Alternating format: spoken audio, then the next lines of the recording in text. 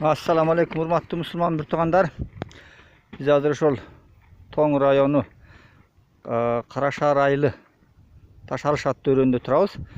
Ошо бүгүнкү күн şol айылыбыздын эли şol жазга даярдык көрүп, şol Taşalış деген өрөндөн şol айылды суу тартуу боюнча иш жүрүп атат.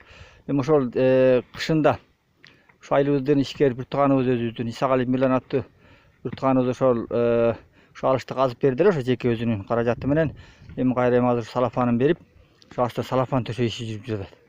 Чынында ошол суунун башы менен ошо айылдын аралыгы алыс болгон себептен суунун көбү ошол жерге сиңип кетип жок болуп аткан. Эми Кудай деп ошол ушу салафан негизинде айылыбызга да көп суу барат деген ишеничтебиз. Эми ошол ушундай айылыбызды элине жерине жардам берген инсандарыбыз айылда көп болсун. Мына ушу мамлекеттен эч бир тыйын сурабай, айылыбыздын эли ошол ич-чара өзүбүздүн бир жакшы бир чыган жигиттер менен биргеликте иш кылып, ушундай жакшы иштер жүрүп жатат. Ошо бир тууганыбыздын дагы ишине Кудайым береке берсин, өзүнө, үй бүлөсүнө, бир туугандарына Кудайым бир береке берип, иштерине бир ийгилик болсун, эли менен жери менен бирге аман болсун.